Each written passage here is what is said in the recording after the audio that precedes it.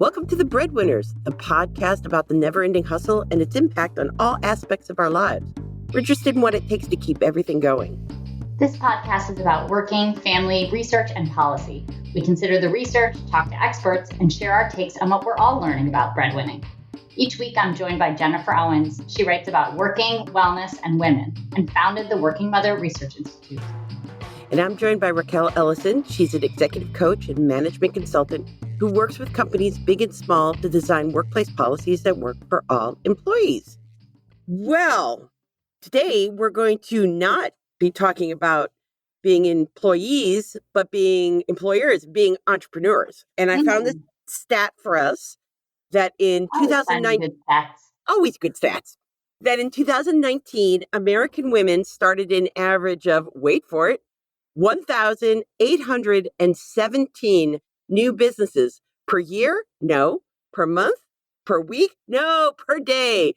1,817 new businesses per day between 2018 and 2019, which was down only slightly from a record that was set in 2018, meaning we do it all the time. We're always doing it. And the pace was off by 4 per day, right. So it's the gap between the record and the reality is not that much. Do you have any sense, as someone who has been an entrepreneur? Yes. To back up, at Working Mother, we're often, hashtag publishing, but often called upon to cut pages because, there's an ad to edit ratio. We'll do a whole episode on that and it'll be sad. But when the ads didn't come in and you had to cut a page, one of the pages we would never cut was the one about entrepreneur moms. That's what we were calling it by the time that I was running the magazine. And it was often, here's what would happen. Always did it. People love that column, people making their own way. 9 times out of 10, it was a kitchen table kind of startup, bootstrapped. And often because at this moment of transition in their lives, they saw a gap. It just that story told over and over again, some gap between I couldn't find what I wanted as a product, as a service. My career was changed, so I did it. I'm not surprised, I guess, that women are starting this many businesses. So I'm wondering what it makes you think about. I know we're about to talk about our friend Morra Aarons-Mele, who talks about the rise of entrepreneurship porn, this idea that it's so attractive, this concept of independence, this concept of being able to create your own fortune, which... Oh, and there's no headaches, and you're supporting your family, you're a girl boss, you're what, Right. Yes. No, I mean, I think that's one side of it that I'm thinking about. There's a reason people like porn. It's very attractive, I guess. I don't know. Exactly. Like cottage porn, all those those silly things that they do. Entrepreneur porn is very real. And I would like to say that we tried not to do that with that column, not getting defensive at all. But we did try to tell an actual story like, so where'd you get your money? How did you feel confident enough to step away from, semi-guaranteed salary to do this? And there are always stories of daring do. Yeah. I think there are great stories. Kara Goldman of Hint Water, she's got a great story. I think she was I'm going to get this wrong. She was in a corporate job, had 4 kids, and decided on her weight loss journey, I think, that she didn't see any kind of flavored water that wasn't, highly caloric. So she went on that road and it's been hugely successful. But I think one of the other pieces, a quote from Morra that is not widely known, it was on an old podcast that I hosted. She talked about the idea that, and I don't know if we can equate these two things, but the idea that what women need to do in the workforce often is to create their own brand, right? In order to be, I think the way she said it was, you've got men who can, and this is the way that it was, and this is the way it was in old times, as people say, but you can go out after work, have drinks, that whole old boys club mentality. Right. And women don't necessarily, their careers are interrupted by caregiving and they might not be able to participate in that club all the Right. time. That path isn't a straight shot for them. Right. But by creating a brand, which may or may not be its own company, you can kind of circumvent some of those challenges like that word. Yeah. Some of those challenges that come up culturally and kind of practically for women who are building their careers. So it's interesting to me to think about what Morra said on both ends, right? There's entrepreneurship porn, but then it's so important for us to create our own brands. And yeah. And then we talk about the challenges that come special to women. There were stats back in the day when I was watching this more that the most entrepreneurial cohort were Latinas. So you add in the added cross barriers of female, like working parent, woman of color, and it just makes that path all the more challenging. And you kind of look over and think, I'm a pretty smart person. I have a network. I have an idea. I'm going to go for it. If you keep blocking someone's path, this other path appears. Don't you see it? You can totally get why you'd want to go. It seems riskier, but maybe I could do it. But some of those risks that come with it, all those columns that we did about bootstrapping your own business, there are stats and they're terrible. It's single digits of the amount of investment, venture capital money that goes into women-led firms. You see these stories, these terrible stories every once in a while of women founders going out for funding to either launch or to grow, to scale, and having to take a guy with them, like I did when I took my dad to buy my car. So that, to get taken seriously. Maybe I just read all those stories. Like I'm just, they're like my horror stories. The stuff that keeps me up at night. Like, I can't believe this happened. Don't go in the house. That these stories of having to have like some guy sit there. Don't go in the house. Don't go in the house. I mean, I think when I was part of we can call it a tech startup. Yep. When I founded that, so as you know, I had different types of businesses. I still have my executive coaching business. I had this startup that had a tech component to it. And there were two women, essentially middle-aged women, who started it, me and another woman. And we were middle-aged women doing a tech startup. What are you, nuts? Well, that was really the reaction from folks. We were focused on moms specifically, or working parents. I think there were only 3 strikes in baseball, Rachael. So, and there was a 4th strike. There was a 5th strike, is that we didn't have the tech background. So we were sort of learning on the spot. How dare you? To bring a guy in who... So you did do that. Well, surely you went to Stanford, so you had that going for you, right? Surely. MIT? I was like, I don't understand what's happening. Surely to Stanford. So you did the guy thing? Oh my gosh, I don't think I knew this part of your story. Oh yeah. Yeah, we definitely did. And it's interesting, when he didn't come with us to pitch very often. It was just, he was sort of the tech guy behind the curtain. It was, his face was our pitch deck. And I mean, that's not to say it was just symbolic. He was involved. Yeah. You see this in companies and C-suites, and where they always have, Carol Evans, my spirit guide, would always say that, staff roles go to women. Right. Like the chief HR person, many times female. And that's a different topic. But, then they tout, look, we have a woman in the C-suite. And it's like, yes, but you don't have any women bringing in revenue that is part of your C-suite.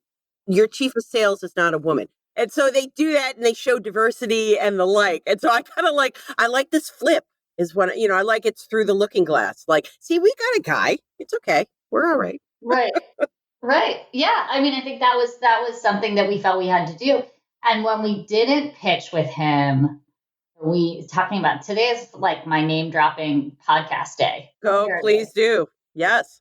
So my co-founder and I were featured on a podcast series where they sort of followed our journey as women entrepreneurs, as middle-aged women entrepreneurs. Humble brag. I got interviewed for it. Humble brag. Humble brag. when you listen to, so one of the things that they did, we were in an accelerator and we did a pitch competition and in front of judges, and a couple of the judges were interviewed for the podcast.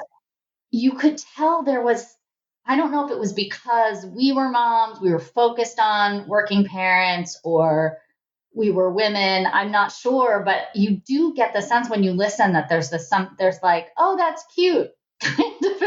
Yes, I was like, it's like not, oh, you're playing at this, or Yeah. Oh, good for or your you. worldview. Yeah, good for you. You guys can talk to each other. It's like, no, we're here to play. We're here to get to win this pitch battle. That said, there were two other, I'm sure there are more, but there were three other working moms in the group, female mom entrepreneurs in the group. One had a cleaning supply company, one had a wedding dress company, and the other one had a jewelry company. And it's interesting, like, are there certain entrepreneurial, they all did very well in the pitch competition. Are there certain entrepreneurial kind of, was it because we were in the tech space and that was more of a man space? Was it because, who knows? I don't know. But it was interesting. They did relatively well. Yeah.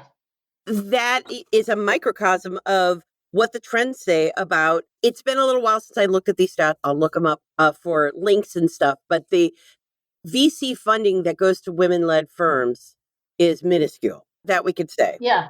And why is that so important? Like, not every company wants to scale, because once you're in VC world, one of the drawbacks is that they invest expecting to make money, and so they may push you to grow faster than you want to, make decisions you didn't want to serve the responsibility you have to return on their investment. Right. And so you do find that women-led entrepreneurial companies tend to be more stable because you didn't have to deal with that problem. Right. But those are the companies, when they get big money and they scale and they're able to get the resources they need, they get to have a long enough runway that you can support your family while you try to get this great idea off the ground. That's how you get to be listed on the stock exchange and go public. And that's how you get to sell that company for millions. And not that you can't do it fully bootstrapped. There are always those stories too, but there are way more men getting invested at early stages that then go on to get the bigger bucks. You have to plant, you do need some soil around your seeds to let them grow. Oh, soil around the seeds. I am just making up metaphors this morning. The coffee is starting to flow. It's happening. I was in a group for women over a certain age. I don't know. And led by Faye Penn, who's the executive director at women.nyc. Women.nyc, that's what they're trying to do. They have all different types of programs. I heartily recommend them. And what they're trying to give women, they were bringing together this cohort of women, some of them at various stages of launching businesses, from idea to I've done it, now I'm wondering what to do next. But to give them the base lesson and language lingo that you need, because as you start to walk into the entrepreneurial world, if you've never been in that world, you don't know some of the acronyms. You don't know some of the things that will be expected of you. Mm-hmm. And I applaud her for the work that women.nyc is doing to just say, it's just a skill to learn this stuff. This language, there's no secret. Right. And if you all meet each other, then you can become supportive to each other. You can look out for each other, just like the men are doing. Right. Yeah. I think we know that there's a number of people in our network that create these communities for women. Yes. And, I think it's powerful. Those are helpful. Because being an entrepreneur can be really isolating. It can be really scary. Yeah. And I think that it's needed, this community. And I think there was how I sometimes reference my TV. I have the metaphors, you have TV, and together we are the breadwinners. So there's a show that I love called Search Party. Have you seen Search Party? I have, but not until, and now we have Search Party Corner. Not since they moved it. It's on HBO, right? It's We on haven't. HBO Max. And so, Yeah. but they have kind of a there's a spoof on one of those communities, and it's which is not to spoof the wonderful communities that are out there, Yes. but they have one of the characters who decides that she has to make $250,000 in a couple weeks, and so she's going to start a business.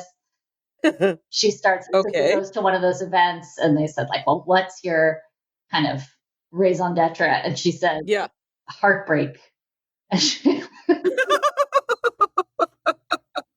And then this, like, I think she calls herself like the something of femployers. And so this like Femployers. guru says, like, what's your heartbreak empire going to look like? And then it turns into this whole like, like this, and Yeah. without going into the plot anymore. I think there's one of the things that I think we've talked about before is there's these communities that are really practical, that are offering great advice, that are offering community. And then Yeah. there are Yes. if we Yes. are going to look at entrepreneur porn, there are predators in that space, I think, who may not see themselves as predators. They see themselves Exactly. I completely agree. That in the back of my head, my thought, it's along the same lines were, there comes a moment when you're trying to get something off the ground, having been there, that you're like, well, maybe they have the answer. Maybe they have the answer. And they don't. Some of that answer can only be found within. And I think, as my longtime pal, Kristen, always reminds me, that I love to say, pick a horse and ride it. right. Keep it to a dull roar. How many of those organizations, just like you would do if you were going to look for a church, or a Right. therapist, like, try them out, see how they do, and then find the one that works for you and stick to it. Because you'll spend too much time in at meetings and events and stuff like that. And it's just, yes, I am totally speaking from experience. Yeah. Like, well, maybe that will help. Maybe that will help. Well, no, what's going to help is an organization that is great. It's called SCORE. Yep. And SCORE hooks up people who are retired often, I guess. Is that what they're very experienced, and they Mm-hmm. will mentor you, and you can kind of filter out the topic that you want. And I had a lovely SCORE mentor when I was trying to focus on business development. And as a good friend of mine, because I had a support network of fellow entrepreneurs who I love, one of them said, put more business in your business. And that really stuck with me, because I could do the creative stuff. I could envision what the project should be, but Mm-hmm. how to draw in more business and do actual business development, I didn't really know, other than using my own networks.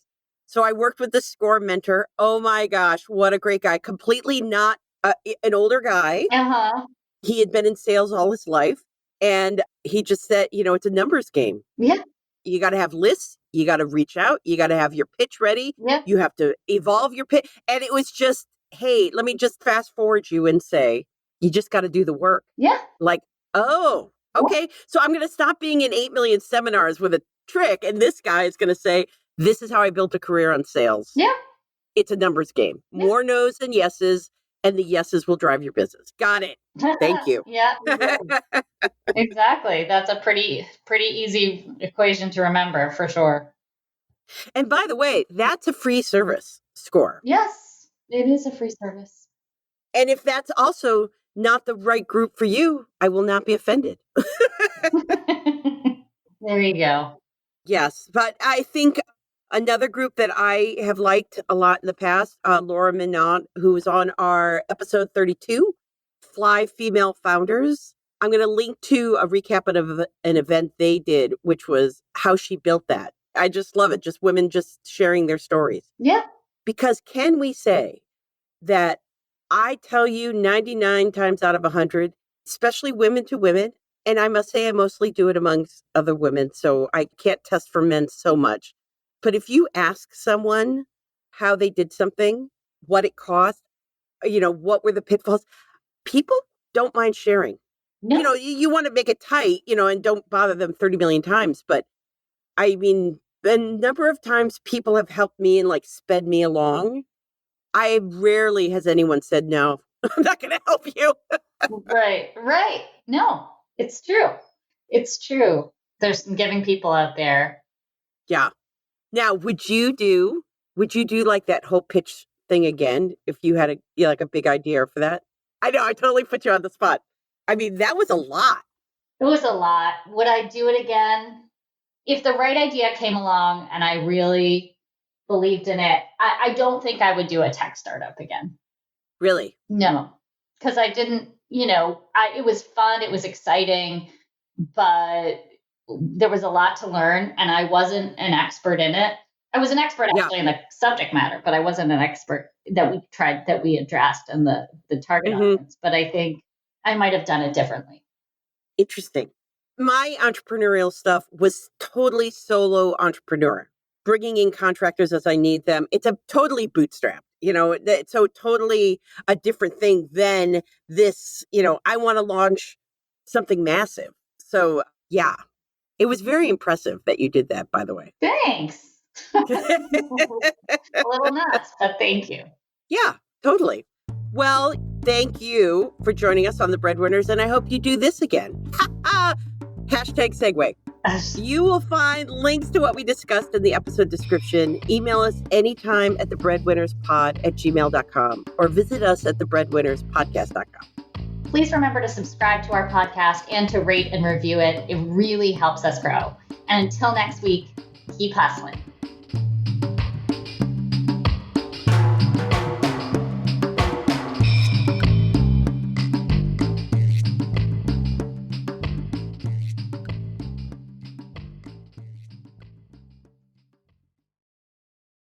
This podcast is part of the Sound Advice FM network. Sound Advice FM, women's voices amplified.